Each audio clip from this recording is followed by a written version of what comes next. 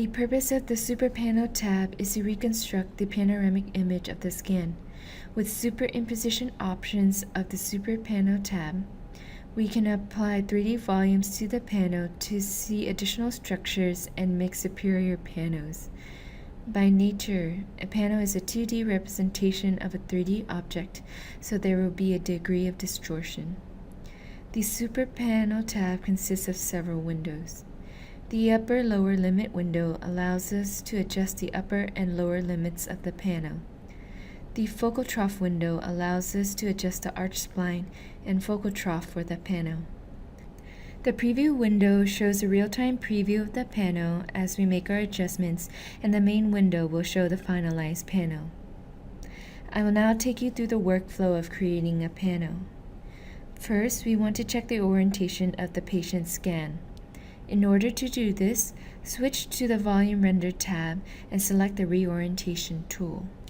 In the sagittal and coronal view, adjust the scan with the orange rotational arrows so the occlusal plane is leveled horizontally.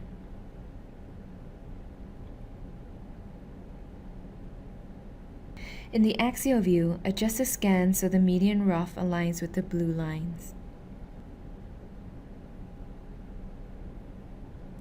Next, we're going to switch back to our SuperPano tab and adjust the upper and lower limits according to your preference.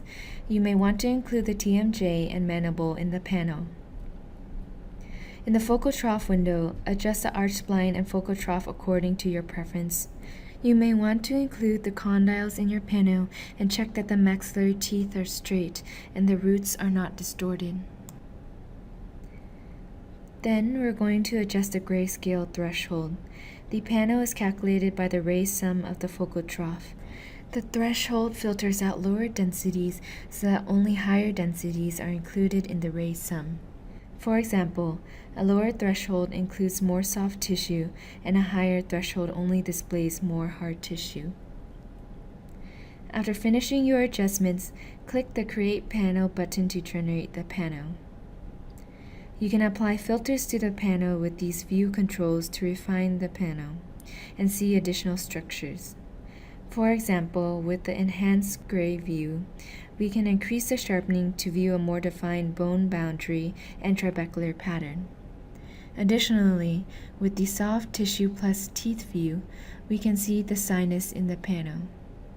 In order to print the pano, click View, Capture to Gallery, Pano, and then OK, and OK. Then switch to the Gallery tab.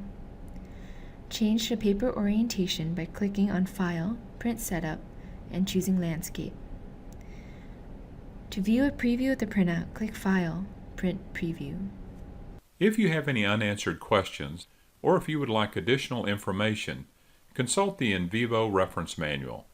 If you do not have a copy of the manual, or still have questions, contact Cavo Dental Imaging Technical Support by calling 866-528-6537.